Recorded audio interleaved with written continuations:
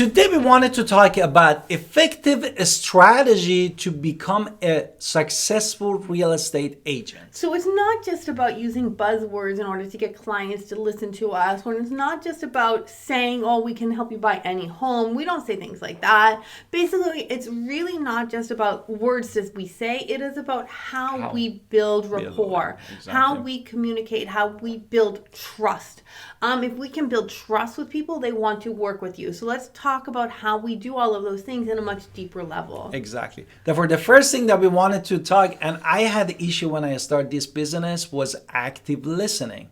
Because they never taught us what is the active listening is. And we have 2 ears. Therefore, we need to make sure that when we talk, when we connect, interact with the client, we need to listen more carefully. It's not just about hearing the words that come out of their mouth. That's one step of it, but it is really understanding the message behind the words. Exactly. So someone might say, no, I'm not buying a home, but really, why aren't you buying a home right now? What is going on? Go a little deeper with that question and then really try to understand what it is so you can help someone better, because you're really going deeper than just, no, okay, move on. So you want 3 things with active listening. You need to be present, you need to be listening, and you need to be present, and you want to get rid of anything else. You want to maintain eye contact as much as possible. And yes, you should be nodding, but if you're nodding, fake nodding, people are going to feel that. So it has to be a real. Exactly. What else? What else should you do? Hi, this is Alan Victoria. Welcome to our channel.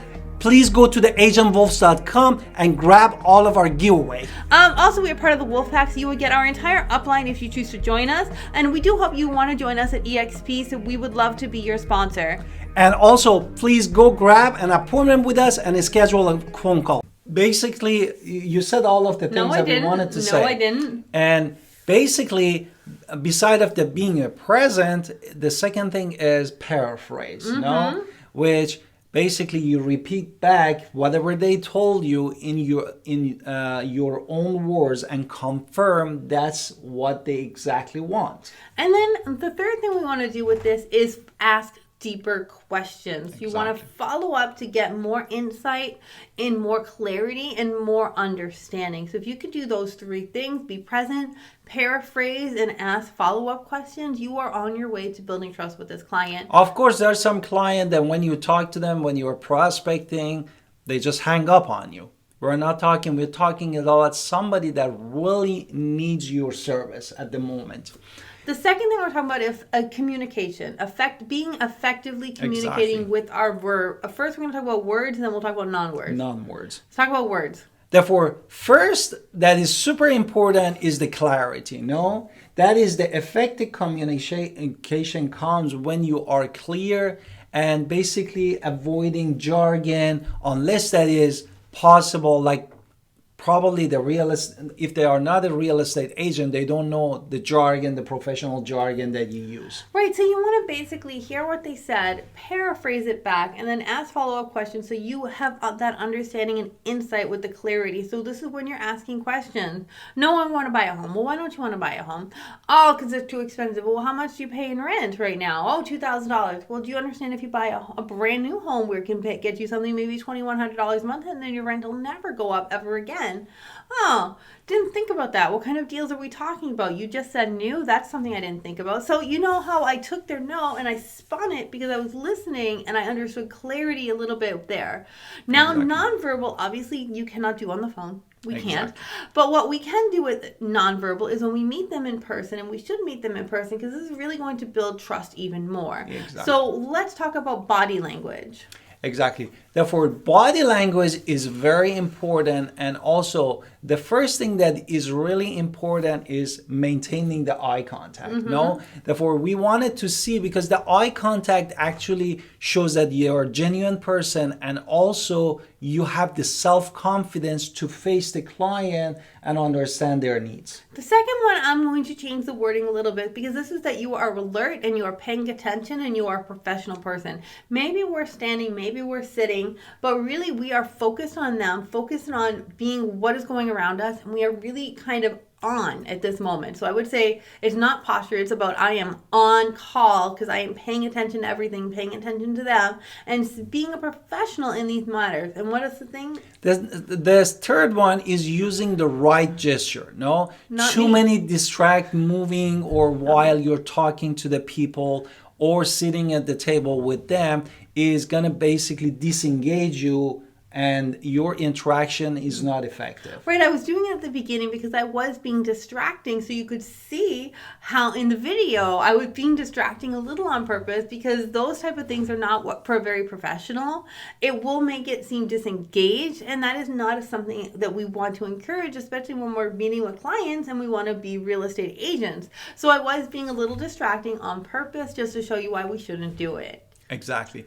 The next thing that we wanted to talk is, again, back to the humanism, is really creating a positive atmosphere. And the first thing that comes really is empathy, no? Understanding the feeling that person, that client that you wanted to work, that is essential, key essential for the client relationship. I'm going to go a little deeper with this. Let's just hypothetically say I'm going to meet this client. We're going to meet at 123 Main Street. And we go to 123 Main Street, and it is the worst house it's worse than the worst house you've ever seen. It's really bad. And they walk in, they have their dreams and hopes, like they want to buy a house, and they walked into... The kitchen has a huge hole in it, and we can just look into the dirt or the crawl space below us. This is going to make this. This really did happen, right? So this is going to, how can we build empathy in this situation? Well, we go, well, you definitely don't want to buy this house, right? 100%. We are going to show their complete understanding, complete feeling, and talk about what it is they want. Get out of that, like, obviously we don't want to hurt ourselves in this situation. We should run out of there. But we want to conversate about how their feelings are, what they're really looking for. And obviously it's not the one with the big hole where I can look into dirt underground. That's obviously not going to be the house for them.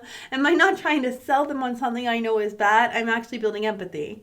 Exactly. Then a second thing is the common ground. No, when you interact with the client, you wanted to ice break basically in that relationship because they don't know you, you don't know them. Therefore, you wanted to find out, if you can, a hobby or a mutual connection that can help you to connect with them in a deeper way. And basically is kind of, you become a more personable person and less transactional, no? Because you don't want them to see you as a transactional person, but you want to see you as a human being that's trying to help them. Right, so we want to offer, when we offer our feedback, we want to do it very constructively. So if somebody is saying, oh, I can't afford a home. Well, what do you pay? If you can get what they're paying in rent out of them, then we know what we can or cannot buy a home based on what they're already paying now. So we want to be very precise, be very genuine, don't push people, but want to offer constructive criticism based on what they have to kind of give them a different perspective without kind of judging. We want to be perspective about it, which kind of delves into the next part, which would be... Basically, we wanted to offer the feedback, no? No, diplomatic. Diplomacy, sorry. Therefore, you need to be very tactful, no? Therefore... Which I probably wasn't when I was like, no, this one. But we need to be a little bit more tactful. And then phrase your feedback in a way that is mindful and constructive and basically promoting good stuff, not just a flaw. Because that's what we don't want it to go. So we want to basically, with thought leadership, we want to really kind of go into you want to show them your thoughts, make you the go-to real estate agent. You know everything that you can. You're sharing market insights, market data, informative articles, and we're really sharing our insight as much as we possible because you're sharing your knowledge. Exactly. And sharing our knowledge is what makes you different from everybody else. Do you want to talk to me about personalization? Exactly. The personalization. What is about the personalization? Basically, all the clients really appreciate a personalization scenario, no? So we want to... Yeah. Use their name. Use Yeah, what use you their knew name. about them already. Exactly. Ask them about their. My husband's really great. What's your wife doing? How are the kids? We want to always have conversations that relate to people on an individual level. If they're going on vacation, then they come back from the vacation. You ask them how that trip was. Then brings you into the conversation after, but you really want to personalize that you know them as an individual. Exactly. And most the research that done in many countries, it showed that many people actually are very sensitive in their names. Therefore, if you can remember their names, if it's your first or second interaction and their family, they're going to be very excited, no? They're gonna Because feel they it. know that you care about them. Because otherwise, you probably are not even remembering their name. Right. So the next thing is consistency is key to everything. Consistency means that you are dependable. You will always show up. You are reliable. You are invested in this relationship, and you show up on time. You also keep in touch, which is what you're going to talk about. Exactly. Therefore, keep in touch is like always, even occasionally, when they bought the house or in the process, check on them and keep them in mind. Or if they already bought the house, remind them for the future opportunities that for them or one of the family members or friend. This way, you always engage with them, not just for that transaction or that specific scenario. So our 5 little steps of the step-by-step really is going for this one. It's going to be number 1, make sure you communicate in the way they want to be communicated with. Is it going to be in person? Is it going to be through text? Is it going to be through email? Is it going to be through a phone call? Talk to them the way they want to be talked to. What is the second one? Second one is really scheduling an initial meeting and to discuss what is their objective is and what they wanted to achieve. And the third thing we want to do is then develop a schedule where we're going to have these meetings and these follow-up meetings to make sure that we are following up and we're continually showing them how to continue following up. The next one? The next one is implementing a feedback to ensure the client voice is heard when you are through all the process, like buying or selling for their house. That's super important. And the last thing we want to do is make sure that you are addressing all concerns and questions as quick as possible. So, things fall through the loop. You have to kind of forgive yourself if, they contacted you Christmas night and you didn't get back to them Christmas night. It's okay. You have to forgive yourself for that. But you want to make sure that you are concise, you are consistent, and that you are addressing their concerns. Don't forget to go to our agentwolf.com and also grab an appointment to connect with us, Al and Victoria. And we would love to be your sponsor at eXp Realty. And watch this video. We love to connect with you. See you on next podcast and video.